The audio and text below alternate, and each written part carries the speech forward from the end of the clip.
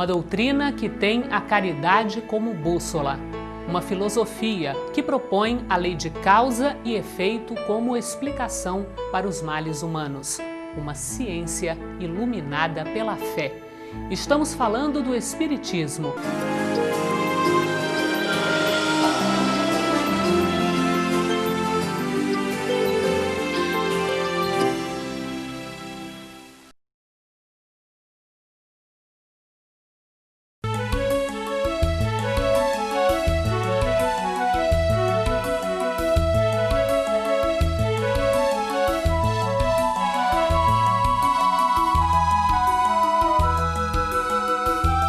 O que existe depois da morte? Um mundo de delícias, paisagens de sonho? Ou uma vida semelhante à nossa em que os espíritos prosseguem com o seu aprendizado? A explicação espírita para a vida após a morte você vai conhecer no programa de hoje. O nosso entrevistado é um dos mais conhecidos médiuns e palestrantes espíritas do país, Raul Teixeira. Depois da morte, só há vida. Cidades, escolas, hospitais. A vida que prossegue, vitoriosa. Veja na reportagem a seguir como o Espiritismo explica o que acontece depois da morte. Vou te contar o meu sofrimento quando morri. Meu espírito, preso ao corpo por elos materiais, teve grande dificuldade em desembaraçar-se, o que já foi, por si, uma rude angústia. Lembrei-me instantaneamente do meu nascimento, da minha juventude, da minha velhice. Depois, o tumulto serenou. Eu estava livre e o meu corpo jazia inerte. Ah, meus caros amigos, que prazer se experimenta sem o peso do corpo. Meu amigo, bem leve na balança da eternidade, foi o fardo da minha existência. Muito se discute a respeito do que acontece após a morte. Para onde vamos? Para o céu? Para o inferno? Para o mundo dos espíritos? Cara, eu acho que não vai pra lugar nenhum, não, velho. Pra mim, eu não... Ixi, eu não sei, não. É pro céu, né? Pro outro mundo. Não tenho a menor ideia, não penso nisso. Eu acredito que vai pro céu. Vou pro céu. Eu acho que as pessoas vão pro céu, né? Eu queria ir pro colo da minha mãe. Allan Kardec, no livro O Céu e o Inferno, nos informa que a maioria das pessoas, mesmo que intuitivamente, acredita na sobrevivência do espírito após a morte do corpo. A doutrina espírita afirma: a morte não é o fim. O espírito vive a plenitude da vida no mundo espiritual. A vida vai continuar semelhante à da Terra, com os problemas da Terra e às vezes aumentados, porque a pessoa no plano espiritual vai ter percepções que não tinha aqui na Terra. Agora, o que vai acontecer do lado de lá? Vai depender do que nós fizemos do lado de cá, porque a vida lá vai refletir o nosso comportamento aqui. Então, nós vamos colher do lado de lá o que nós plantamos do lado de cá. Nós podemos nos arrepender em qualquer plano da nossa vida, seja na vida física, como encarnado, seja na vida espiritual. Então nós vamos ter novas chances, de acordo com a nossa boa vontade, de nós mudarmos o nosso comportamento, de nós combatermos os nossos vícios. O livro Nosso Lar, do espírito André Luiz, psicografado por Chico Xavier, foi o primeiro relato detalhado da vida além-túmulo. Era uma vida semelhante a uma vida aqui da Terra, era um plano mais ou menos materializado, apesar de já ser no plano espiritual. Então lá havia estruturas semelhantes aqui da Terra, havia cidades, havia ruas, havia plantas, havia casas, havia institutos, havia toda uma estrutura, havia hospitais, onde ele podia trabalhar. Então o nosso lar é uma descrição de um plano de trabalho no plano espiritual, onde nós vamos aprender a ser útil ao nosso semelhante. No livro Nosso Lar, percebemos que as cidades terrenas são cópias imperfeitas das cidades espirituais. Lá também existem governos, construções, hospitais, jardins e sistemas de transporte. A pergunta que durante séculos causou medo e incerteza, agora é mais um motivo de esperança. Para onde vamos depois da morte? Depois da morte, voltamos para a verdadeira vida.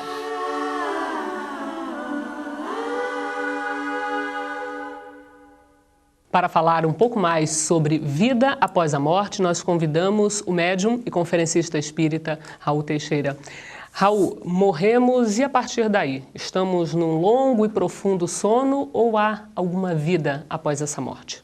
Não, Cláudia, a morte, ao contrário do que muita gente pensa, é a continuidade da vida. Aliás, é a própria essência da vida. Se não houver morte, a gente não tem noção de vida. A morte e vida são questões de contrastes. Do mesmo modo que nós falamos em noite e dia, em alto e baixo, em claro e escuro, nós falamos em morte e vida. Mas, em verdade, o que existe é vida, no corpo físico e fora do corpo físico. Então, aquelas criaturas que estamos vivendo hoje no corpo físico, daqui a pouco mais estaremos vivendo fora desse corpo físico.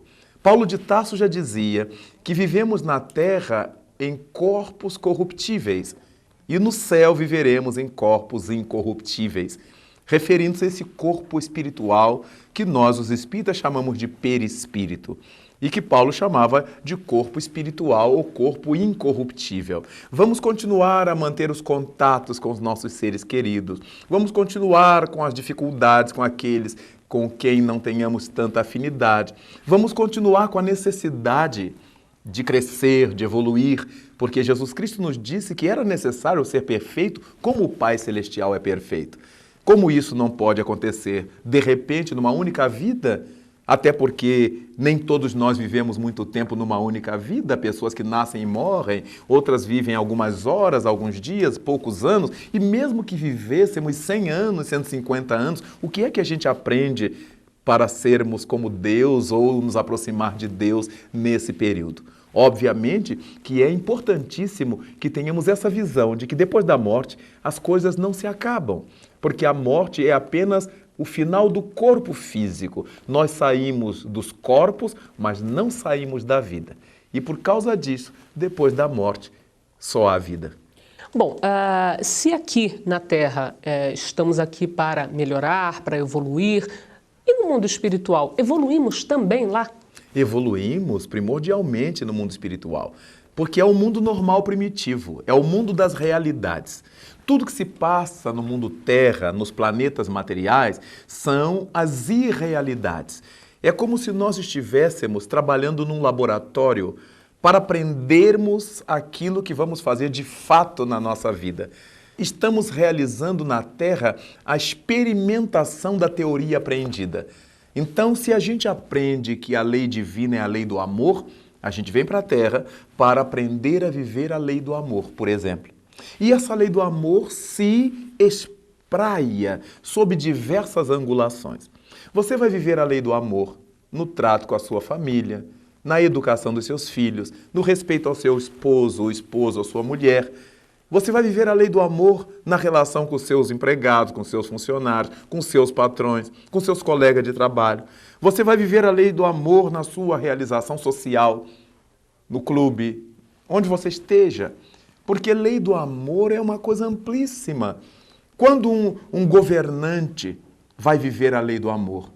Quando ele coloque-se a serviço do bem coletivo que ele jurou no ato da posse. Então, quando você dá escola, você dá saúde, você dá condições de vida às pessoas, quando você realiza a possibilidade do emprego, da libertação social do indivíduo, da libertação socioeconômica, a despeito da sua própria vida, você está amando. Então, a lei divina, chamada lei do amor, ela contempla um leque muito amplo de possibilidades. Então, no mundo dos espíritos, nós continuamos a desenvolver essa busca de Deus em nós, esse amor que precisamos desenvolver, e nos planetas materiais, nos mundos materiais, nós vamos exercitar isso. Por isso é que é difícil. É um mundo de provas. Qual é o aluno que acha prova fácil? Só o estado emocional com que você vai fazer a prova, ela já está difícil. Por mais que você tenha estudado tudo, sabido tudo, mas é uma prova. Só o nome. Só o nome. Já assusta. Não é? E quando se fala de expiação, que é a condição da Terra, então a provação significa aquele estágio em que você está necessitando fazer aprendizados novos. Você tem que aprender novas coisas, fixar aprendizados. E a expiação é aquele estágio em que você resgata dívidas morais, acerta-se com a lei da consciência, paga débitos contraídos com as leis da vida. Então, a expiação é que nos leva a sofrer, a resgatar, a enfrentar essas lutas morais, mas a aprovação é que faz com que a gente, ao aprender determinada coisa, seja testado nesse aprendizado feito. As religiões estão aí na Terra com essa finalidade, deveriam estar com essa finalidade, de nos fazer entender a importância de viver no mundo a lei do amor, a lei de justiça, a lei de caridade, a lei de sociedade. O difícil, Cláudia, não é morrer, não é ir para o mundo espiritual. O difícil é estar aqui. Como para qualquer aluno, o difícil não é estar na sua casa, com seu pai, sua mãe, seus irmãos, onde ele põe os pés para cima, fica à vontade. O difícil é viver no meio dos outros, obedecendo regras, sabendo que ele não pode fazer tudo que ele quer, mas tem que fazer tudo que ele deve. As pessoas à sua volta cobram seu respeito, cobram seu enquadramento. Então essa é a vida no mundo. Nós estamos numa escola. Estamos exatamente aprendendo a crescer para Deus, a nos libertar como seres espirituais desencarnados ou como seres espirituais encarnados. Raul, depois que morremos, encontramos ou reencontramos os nossos amigos, os nossos parentes, as pessoas queridas de imediato e também nossos inimigos ou pouco amigos? Indubitavelmente. Imediato? De imediato, não, mas a gente vai encontrando. É como você chegar de uma grande viagem.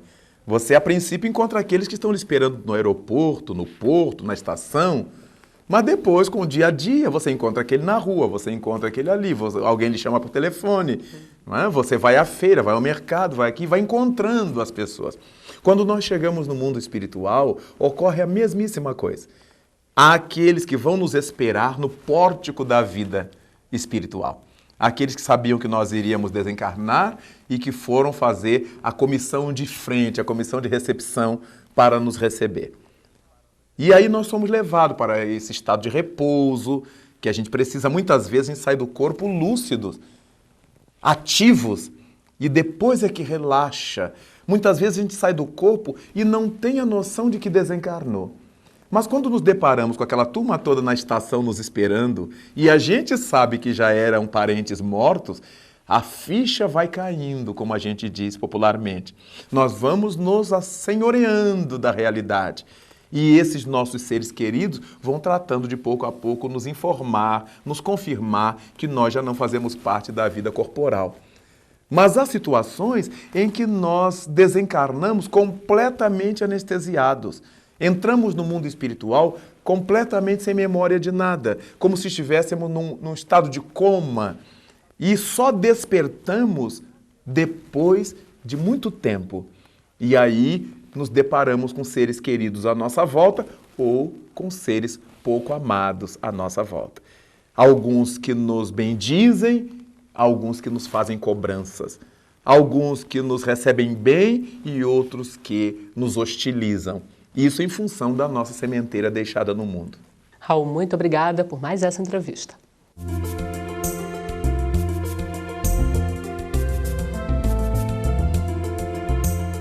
Olá! Você viu na entrevista de hoje que depois da morte a vida é muito intensa. O Espiritismo ensina que a existência não sofre interrupções. A morte? Bem, a morte é apenas a mudança de uma dimensão para outra. Para conhecer mais sobre a vida após a morte, a nossa sugestão é o Livro dos Espíritos. Organizado por Allan Kardec, esse livro é a base da doutrina espírita. Ele pode ser lido gratuitamente no portal da FEB na internet. O endereço é www.febnet.org.br. Vá ao canal Apresentação e clique em Biblioteca Virtual. No link Obras Básicas, você encontrará todas as obras de Allan Kardec. Um livro instigante é A Morte e Seu Mistério, de autoria de Camille Flammarion. O astrônomo francês coletou diversas experiências ocorridas na hora da morte e nos instantes que antecedem o falecimento. Também há relatos de fenômenos registrados logo após o desenlace. É muito interessante e vale a pena conhecer. O programa de hoje está terminando.